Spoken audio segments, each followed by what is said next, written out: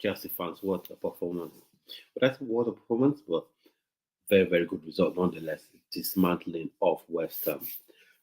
So West Ham got the first goal, Paquetá. Let's go straight into the video. So how did Chelsea concede that first goal versus West Ham? They just allow Paquetá run through the entire, just run through and took the shot. And I know I'm not a goalkeeper, you know, I'm not a Premier League level goalkeeper, never been. That's taking the obvious. But what was that Robert Sanchez was attempting to do? What was he attempting to do? Was he attempting to make a save? Was he attempting to actually save the ball with the one hand that, in a way, shape, or form, would have made contact with the ball? So for me, Robert Sanchez, so against a better team, that could have been right off the bat. You're chasing the game. But fair play to the team. João Pedro got in there, got the goal immediately, and that was really, really important, getting that equalizer really, really quickly. So and then I think Chelsea began to grow into the game, dominate possession and things like that. And then the second goal came through. It could have been chopped off. I wouldn't have been surprised if it was chopped off because I think Chalobah, though he didn't intend to hurt the Western player, he was a bit clumsy with how he went to press the ball. But happy days for as the Chelsea fans don't really care that much. The ball came through, and then the cross was put into the box. Pedro Neto tapped in, got the second goal, and then the third goal on a plate. Estavayo William is special. I know he didn't score today. We'll talk about him later on, in the video. But what an assist! When was the last time we saw a Chelsea player not named Cole Palmer just lay the ball, make it made easy for the midfielder to score or for the teammate to score? Now, Enzo Fernandez, he scored in the game, brilliant. He's even on the thumbnail, so brilliant from him overall. But he wasn't great today. I just think he needs a couple of more games, you know, um, under his belt to come good to fully get his engines properly churning, properly working. Because no, this wasn't a good performance. Happy with the goal, happy with some movement and some of the link-up play he had, but overall it wasn't a fantastic game for Enzo Fernandez. But cannot really sniff at a Tormino's up at a goal, Tormino's up at a 5-1, a dropping of West Ham. And then as well, you got the goals from Chalobah, got the goals from Caicedo. So overall, very good play, very good performance from the team. And then as well, I want to talk about what's his face now, Liam Delap. I know lots of people will be right on his back at this minute. And lots of people will be going, oh, he hasn't scored, bench him, drop him, whatever. For me, he did a lot of good things today. His physicality, his presence was a problem for the West Ham defenders. It was a real problem for them. So kudos to him in that regard. The goals will come. Same thing for Estevao William. The goal will come. He could have scored in this game after a brilliant pass in the second half, by Rhys James. Absolutely brilliant pass. He could and should have scored. So, but overall, he played so well. That brilliant assist, his overall play throughout the game was very, very good. So, but I know one thing for sure: the goals will come. So there's no need to worry too much about that one, for sure.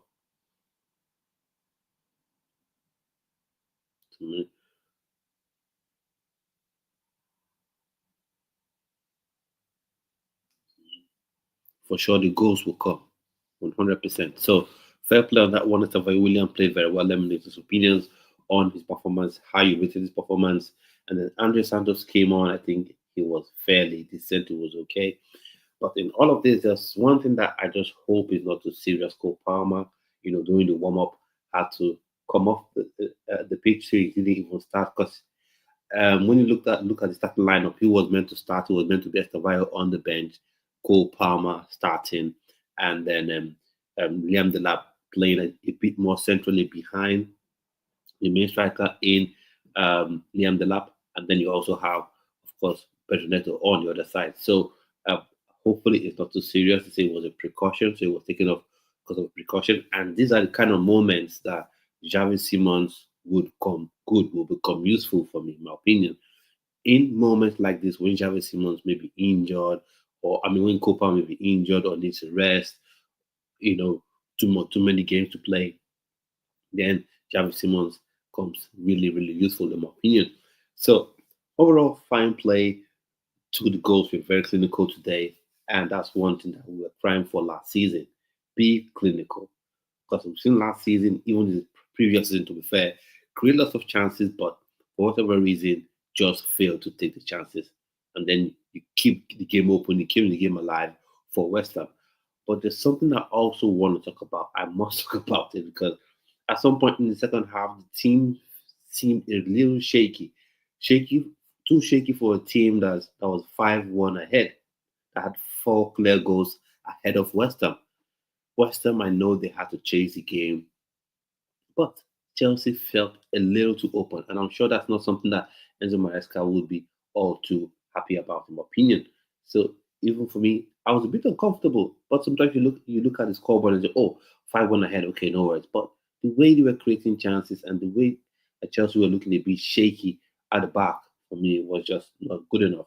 But like I said, 5-1 win, you don't complain so much about it.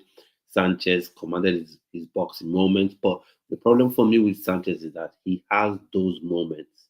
And in big games, when you're playing against top teams, your Arsenals, your West Ham, your Man Cities, you know, your Liverpools, or in the Champions League, you make one mistake and you're done.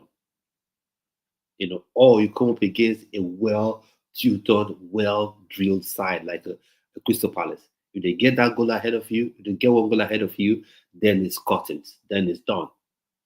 So that is my one problem with Sanchez. He has those moments where his brain just goes poof, and he had that one in that first half. Fortunately, the team were able to rally back and get the victory. Like I said, super happy being clinical. And then when I look at the players on the pitch, Cucurella, of course, gave his usual wake up in the morning, face unwashed, 5, 8, a 7/10 performance. So he gave his usual performance. So he's becoming that guy where you just take his very good performances for granted, and he put in another masterclass into this performance. So top for him. Now Tosin, I rate Tosin, I think, more than any Chelsea fan. I think he's a decent defender. He physically, I think he can play the ball out from the back. He's got amazing passing range. But just like what game was it? The AC Milan preseason game. In this game, for the first few moments, he was so shaky. He was so shaky on the ball. Each time the ball was played long, which is ironic because he was 6'5". That's the essence of being such a huge physical unit. You should be comfortable dealing with balls being played over the top. And it was a bit shaky in moments today. It was a bit shaky in moments today. So he has to take that out of his game. He has to take that out of his game. Or I don't know what is it. Is he being a bit? Is he a bit rusty? Is it that he hasn't played full 90 minutes that much? I'm just trying to find reasons as to why he was shaking the preseason game and was shaking this game as well. But I think overall he wasn't that bad, but he was just very shaky in moments for me, in my opinion. Chalobah got a goal, good goal from him. Then he had his moments where he was a bit shaky as well, but West Ham couldn't take advantage. And that's one of the things I want to highlight in this game. Yes, you see the 5-1 win, absolutely battered West Ham, being clinical. But once again, you come up against top teams, you're going to suffer. You're going to be punished. And then I have to talk about Malo Gusto. He was okay. He wasn't that great, in my opinion. He wasn't that great, but he was just fairly okay. And then he came off, and in the second half, Reece James came on, and that pass from Reece James, it really deserved to be a goal. It really deserved to be a goal. Straight from the midfield and just whips. And I'm sure that's the kind of passes that Enzo Maresca sees in training to say Reece James should be a midfielder. But for me, I just feel like midfielders, apart from the passing ability, they have more. There's a certain awareness you need to have in the middle of the park to actually be a top level midfielder. As a right back, Reece James is obviously super world class. Not just world class, he is super world class. One of the best in the business, in my opinion. and when fit, I think the Premier League, he is the best right back in the Premier League. So I'd much rather have him playing right back than midfield. But that pass he gave, exquisite pass, should have been a goal. Should have been a goal. I just think that Esther William took one touch too many, in my opinion. But I'm not going to slay the kid because he was very good as well today. The way he plays, the composure he has belies his age. And I just know that he's going to surely get his goal sooner than later in the Premier League. So nice one from Rhys James, and he showed great command. That he showed great command and physicality as well. So top marks for him. And then Caicedo, he was good, not vintage yet. I think he's getting there. He's working his way to getting to that point where he begins to give you 9/10 performances week in, week out. So I think today I would say it was just a comfortable 7. So it was pretty decent overall, but not to the heights where we expect, Caicedo to be. So he was good in that regard. And then as well, talk about Gittins. Gittins didn't really do much for me, in my opinion. He came on, I wouldn't even say it was okay. He was just there. So now it's beginning to feel like, to me, it's going to be a full-on slugfest between Gittins and Garnacho for that left wing spot. That's just the way it seems right now. Because even in this game, because while I was watching the game, I was saying to myself, with Chelsea so far ahead, this should be and West Ham pumping players forward, this should be his moment. This should be the game. This should be the game he comes on and dominates. This should be the game where he comes to show himself, because with his electrifying pace, he should be able to, go in behind, latch onto balls, create havoc for the opposition defenders. And shockingly, from West Ham, he wasn't doubled up on as much as he was in the Crystal Palace game.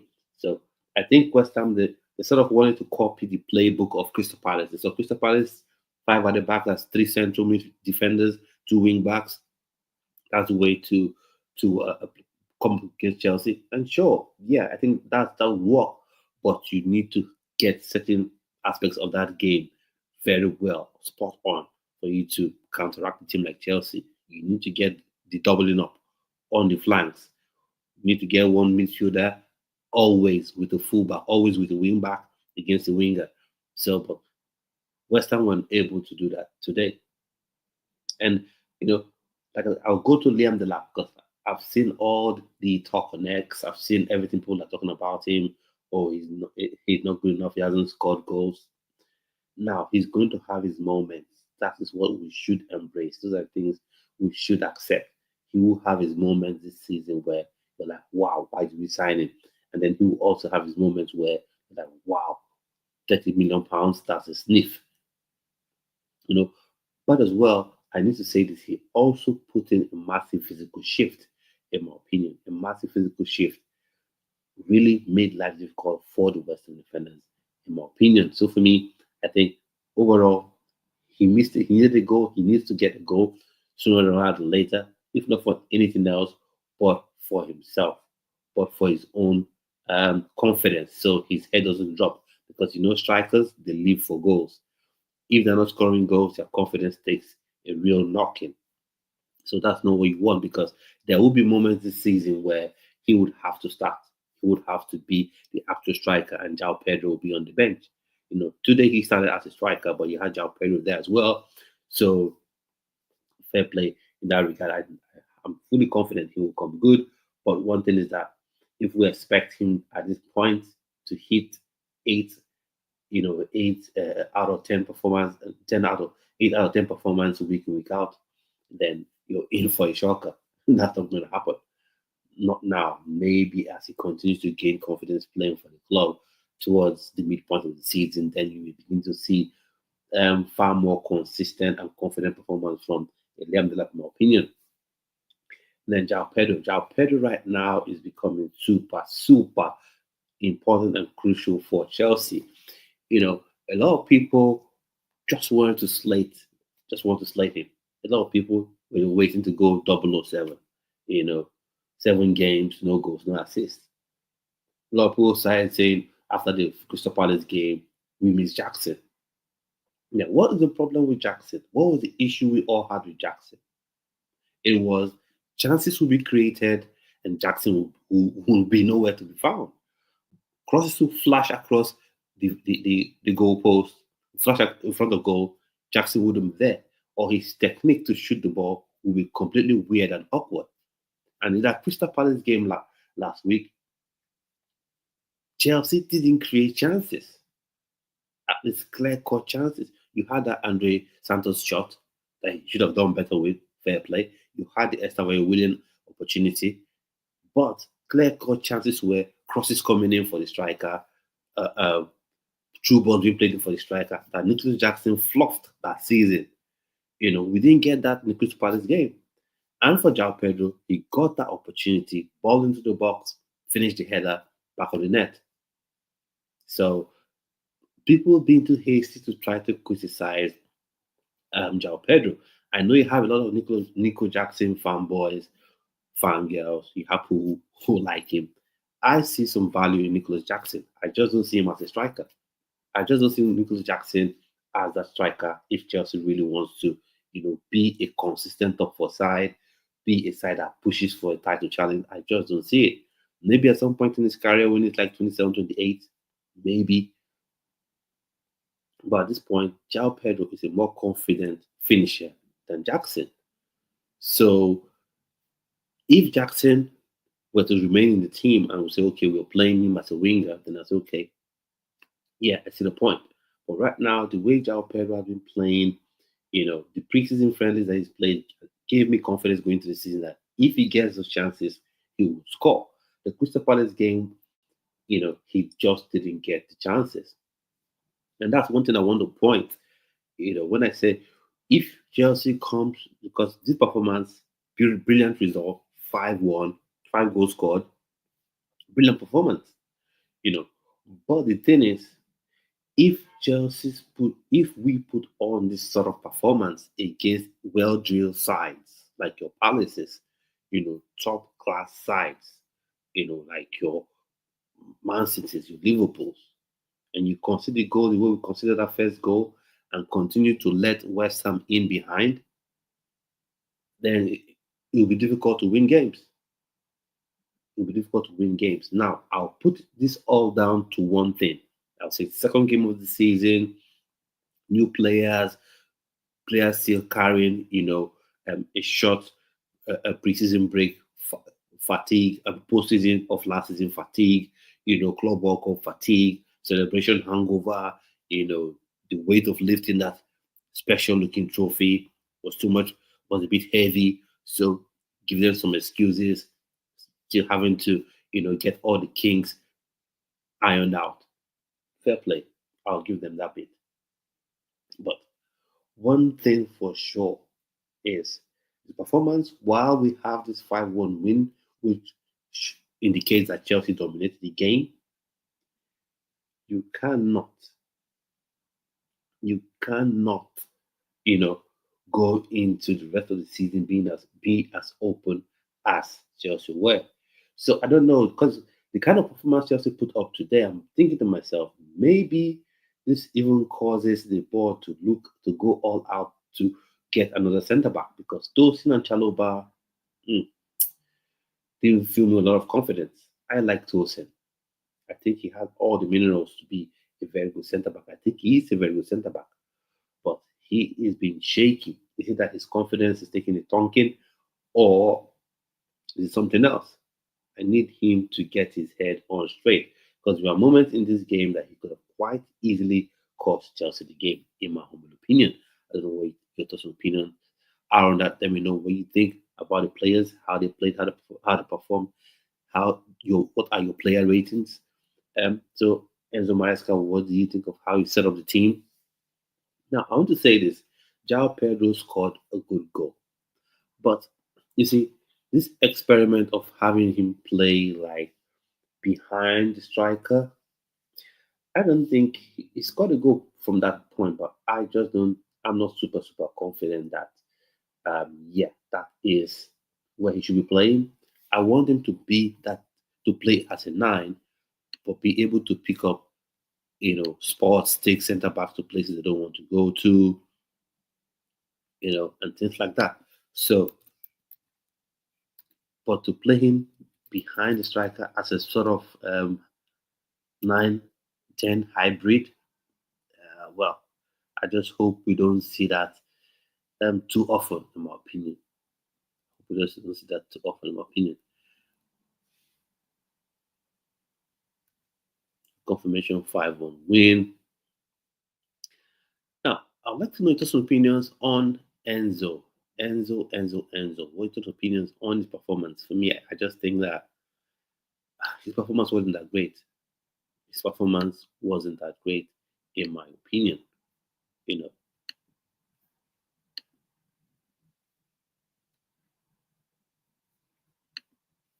the performance wasn't that great, in my opinion. So, confirmation goal scorers. So, you got um, João Pedro got that goal quickly because if Chelsea had wasted too much time getting the goals, it would have been a problem, in my opinion. So fair play getting that goal.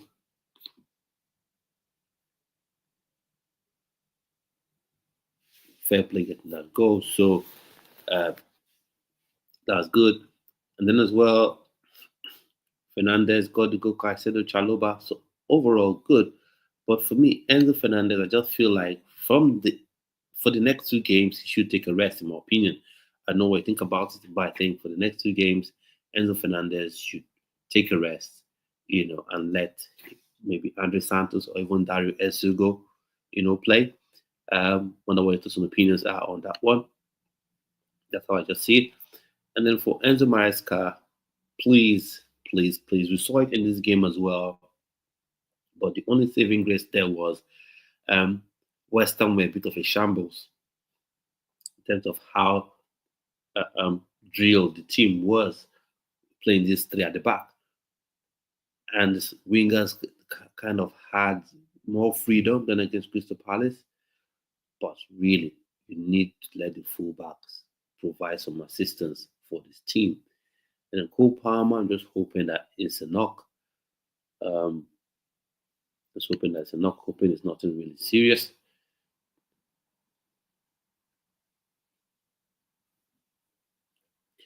A quick question.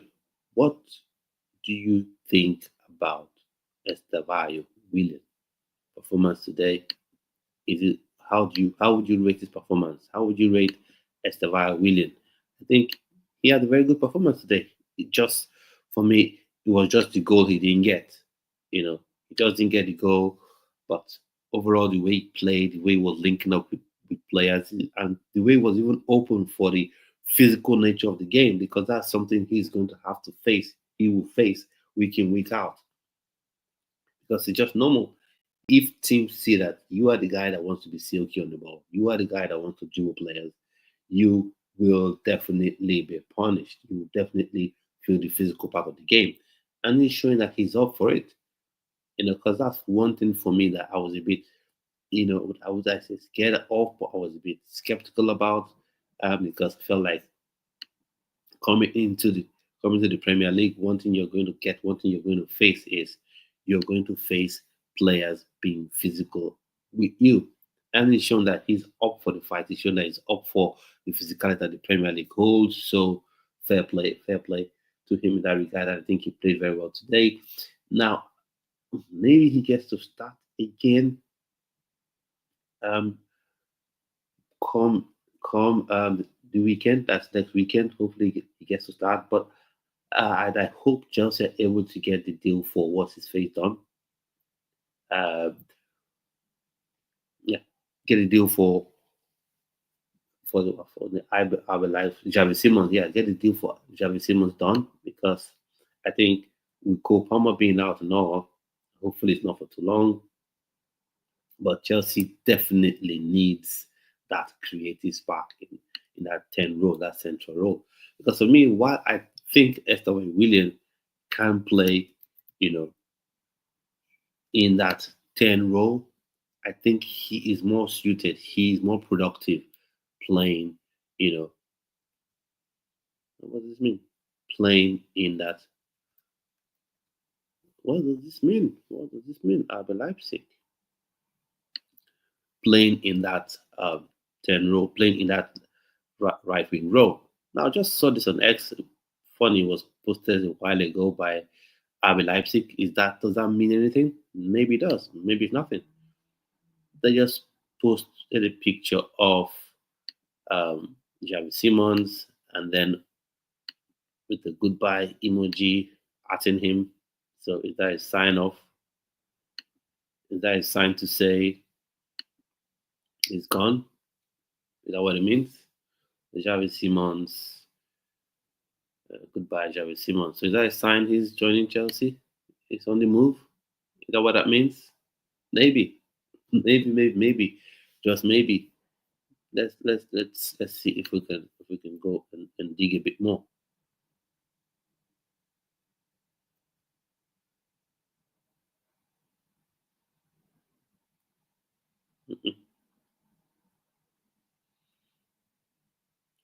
Bit more. So if you just join the stream with this is a preview or a review of the Chelsea versus West Ham game, absolutely dominant scoreline, super clinical today, and that's one thing for me that I have been, praying for a lot of Chelsea fans as well. To be honest, that the team actually is clinical.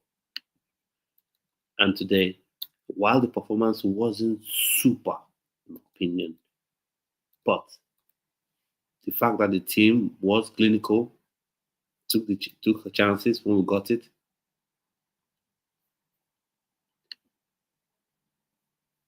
Took a chance when we got it. For me, I think that was super important because you've seen games last season where, in fact, if this was last season, Chelsea conceded the first goal, the best could have gotten out of this game would have been a 1-1 draw. Would have been a 1-1 draw.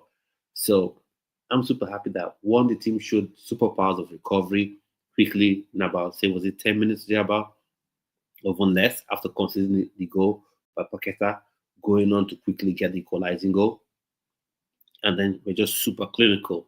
The assist from Estevao William was special. The way he went in, laid the ball in. And that's one thing I like about Estevao William. He's not afraid to use his less favored foot.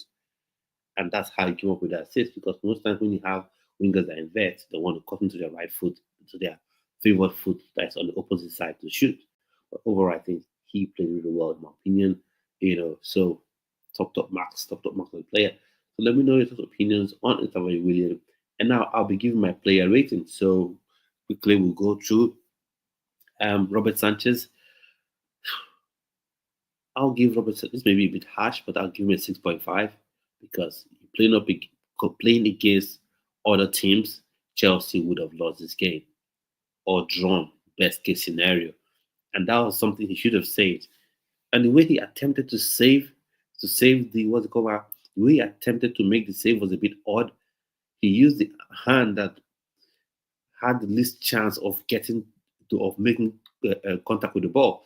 So that was just crazy to me. So I'll give it 6.5. And then we go on to the left back, Cucurella. Easy wasn't super fantastic today, but I'll give it 7.5 because he's just become that good and that consistent, in my opinion, where he just gives you that performance steady. And then, of course, we'll talk about the centre backs. Tosin, I'll give him 6.5. He was shaky in moments in this game. He was super shaky. Chalobah, probably give him a 6.5 as well. Malo Gusto, give him a 5 because I don't think he really did that much. Reece James came on, I'll give Reece James a 7 over 10 because I think he came on in the second half and really imposed himself on the game, on the play. And Estevao William, his assist, his overall play, I'll give him a 7. Caicedo, his goal just takes him a bit, so I'll give him a 7. I'll give Caicedo 7.5. Enzo Fernández, no, there's no saving him. He got the goal. Fair play, top marks for him. But he gets a 6 for me. And then João Pedro playing out of position, in my opinion. I don't think he should be playing in that withdrawn role positionally. I think he's someone that should be playing as an out-and-out striker. But in his dynamism, he can drop into parts of the pitch where centre-backs would have to, chase him, or where he can drag centre backs into link up with the likes of Cole Palmer and things like that. But to play him as a typical 10 or something like a 9.5 behind the striker, I don't think that really works well for me, in my opinion. But overall, how he played, I'll give him a 7.5. And then looking at Liam Delap, I know I said he did a lot of physical work, pressing, put himself about, was physical, made life a bit difficult for the defenders. So overall, I'll give him a 6.5 because I think he could have done better. I know he will come good, so ease up on him a bit, ease up on that pressure, ease up on putting that pressure on him. And then going to Pedro Neto. Pedro Neto, I'll give him a 7. 7 over 10 in my opinion. So fair play in that regard. Now who else came on? Was it Fofana? He didn't do that great. So that was okay overall. So I think fair play. Everyone played not. It was a good game. Dominant score line in my opinion. Absolutely dominated West Ham in that regard. Chelsea was super clinical. So real praise for Chelsea in that regard because we've seen it last season. You have to raise your hand up while I'm being critical in terms of certain players that didn't perform to their best, in my opinion. But the fact that the team was as clinical as it was in this game, actually putting teams to the sword and punishing teams when you get the chance, that was different. What I just want to cut out from the game is this defensive issue, like still allowing West Ham the opportunities to get back into the game. So in my opinion, overall good result, good score line, get 4 points and climb up the table. Because one thing you want to avoid is the rot. You want to avoid the rot of you're chasing your first win when you get your first win. Or imagine Chelsea have lost this game. And just to put one out there, do you think Chelsea should make a cheeky bid for Paquetá? He's good. Maybe make a cheeky bid for Paquetá. What do you think? But overall, good game, good game. So thanks to everyone who watched the stream. I know it's pretty late, and I'll be ending the stream shortly. And I'll see you on yet another stream. So there's one idea that I want to put across to everyone. I want to have a reaction to Chelsea players, newly signed Chelsea players. What do you think about that being on this channel? Nominate those opinions on that. And also this game, those opinions on this game, let me know. And hopefully by the next stream, we get up to 200 subscribers. Let's keep pushing. Let's keep pushing. Thanks so much for your support. And I'll see you on yet another video, Chelsea fans. Stay well and stay blessed.